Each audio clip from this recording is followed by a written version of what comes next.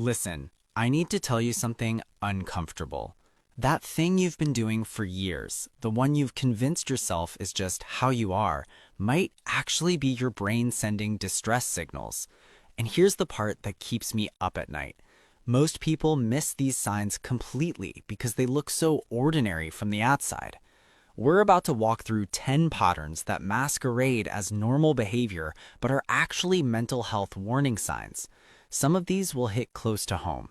That's the point, because understanding what's happening inside your mind is the first step toward actually helping yourself.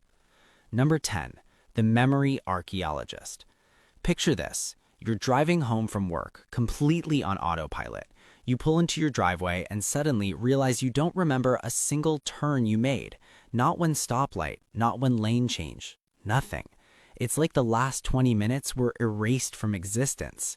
Your brain is literally protecting you from something by disconnecting you from reality. When trauma overwhelms the mind, it develops this bizarre defense mechanism. It starts editing out pieces of your experience.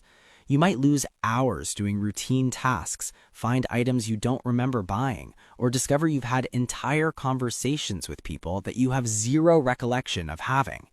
The terrifying part? You can function perfectly well during these episodes. You're not passed out. You're walking, talking, responding. But the you that experiences life isn't home. Your body became a rental property, and consciousness checked out temporarily.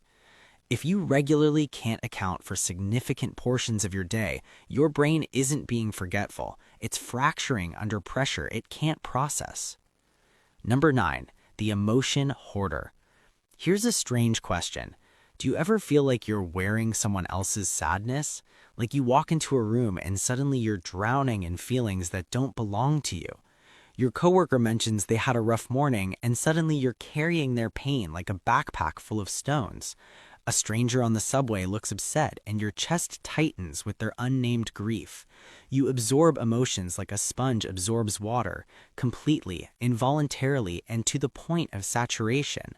This is hyperempathy, and while it sounds like a superpower, it's actually a symptom often linked to anxiety disorders, PTSD, and certain personality disorders. Your emotional boundaries dissolved somewhere along the way, and now other people's feelings flood into you without permission.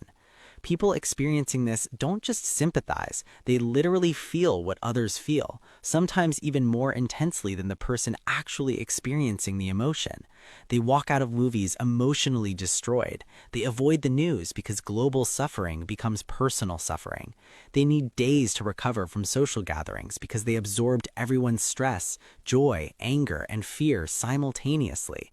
Your nervous system is stuck in hypervigilance mode, constantly scanning everyone around you for emotional threats.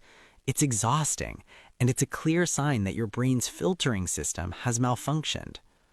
Number 8, the phantom pain collector. You wake up with a stabbing pain in your stomach. You go to the doctor. They run tests, blood work, scans, everything. All normal. But the pain is still there, real and excruciating. So you go to another doctor and another. Each one tells you the same thing. We can't find anything wrong. This is somatic symptom disorder, and it's one of the most misunderstood conditions in mental health. Your pain is absolutely real. Your brain is genuinely creating physical sensations, but the source isn't your stomach or your back or your head.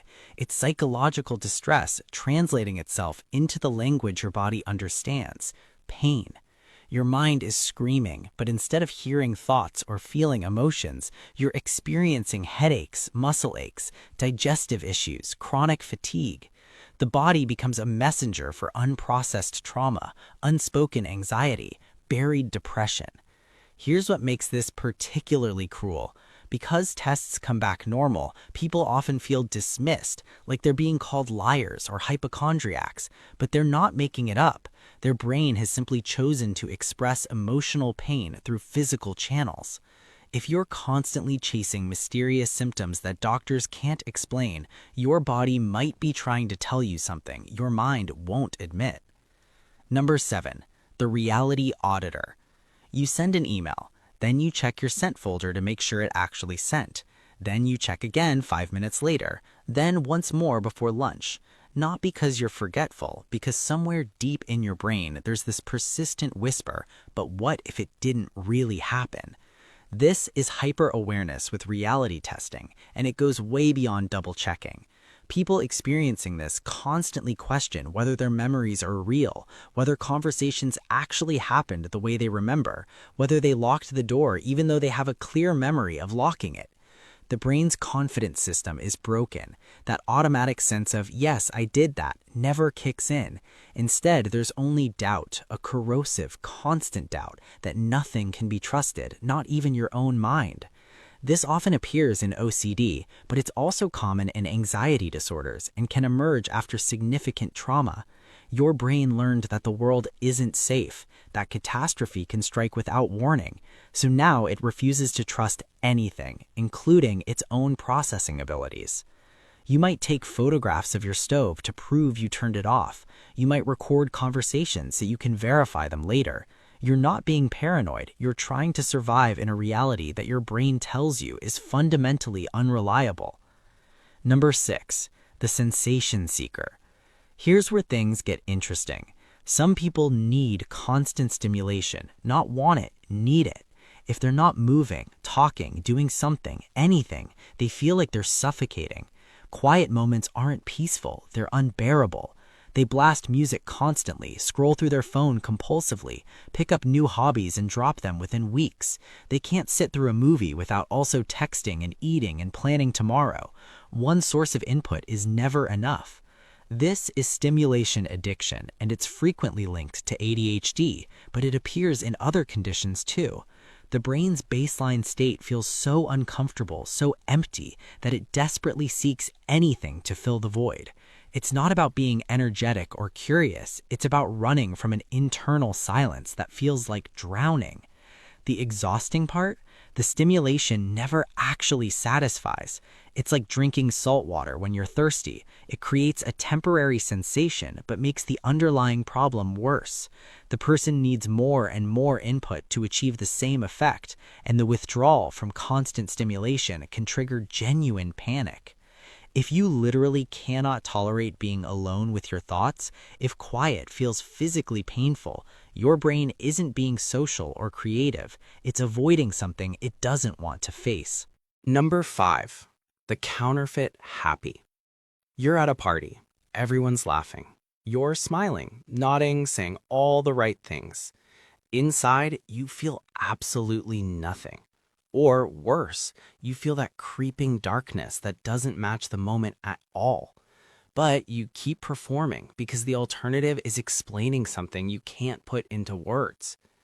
This is high-functioning depression, and its invisibility is its most dangerous feature. People experiencing this hold down jobs, maintain relationships, show up to social events. They look fine. They might even seem successful. But internally, they're running on empty, going through scripted motions while feeling completely hollowed out. The mask becomes so convincing that even they start to forget it's a mask. They think this must be normal. This must be what life feels like for everyone. And the exhaustion of pretending every single day slowly erodes whatever energy they have left. Nobody suspects, nobody asks, because the performance is flawless, until suddenly it isn't, and everyone's shocked because they seemed so happy. If you feel like you're constantly acting, like the person everyone sees isn't the person who lives inside your head, that disconnection is a warning sign your brain is trying desperately to survive circumstances it can't actually tolerate. Number 4, the thought police. Imagine this. A terrible thought pops into your head. Something violent, disturbing, completely against everything you believe. A normal brain goes, weird thought, and moves on. Your brain, it seizes that thought like evidence of your hidden evil nature. This is intrusive thoughts spiraling into obsession, and it's a hallmark of multiple conditions, including OCD and anxiety disorders. These aren't desires or wishes. They're unwanted mental intruders that horrify the person experiencing them. Someone might picture harming a loved one and become convinced they're secretly a monster, even though the thought makes them sick. They might imagine swerving their car into traffic and spend hours afterward questioning whether they're suicidal. They're not, but their brain won't let go of the possibility. The thoughts become evidence in a trial where you're both the prosecutor and defendant, and the verdict is always guilty. You can't just dismiss them because your brain insists they mean something crucial about who you really are. What makes this particularly torturous is the shame. People suffering from intrusive thoughts often don't seek help because they're convinced that admitting these thoughts makes them dangerous or crazy. But these thoughts aren't revelations of hidden character, they're malfunctions in the brain's spam filter.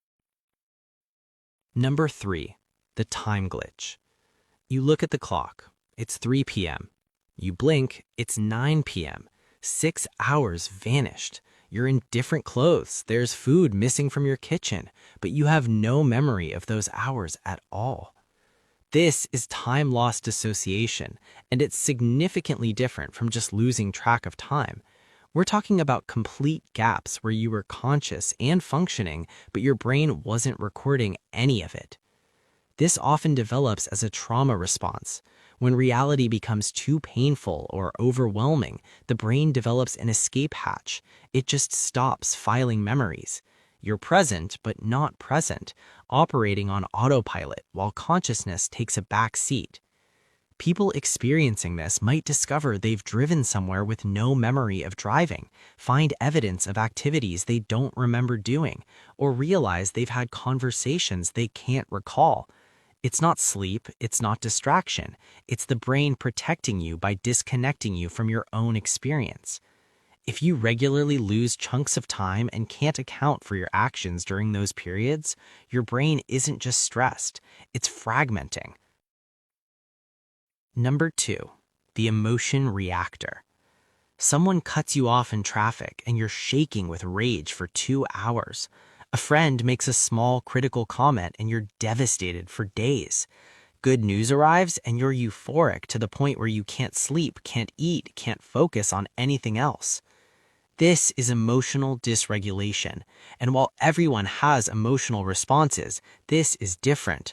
Your feelings don't match the situation and they don't fade, they hijack everything. The emotional response isn't just intense, it's completely disproportionate and uncontrollable. It's like having a volume dial that only has 2 settings, silent or deafening. There's no middle ground, no gradual response. Everything is a crisis or a celebration, and your nervous system can't find neutral. This appears across multiple conditions: borderline personality disorder, ADHD, bipolar disorder, and complex PTSD. The common thread is that the brain's emotional regulation system developed incorrectly or was damaged by trauma. The aftermath of these emotional storms is exhaustion and often shame. You know your reaction was too big, but you couldn't stop it, and the fear of the next emotional ambush keeps you constantly on edge. Number 1, the invisible wound. Here's the one that terrifies me most because it's the easiest to miss. You're functioning, you're going to work, talking to people, handling responsibilities. But inside, there's this quiet voice that whispers you'd be better off not existing.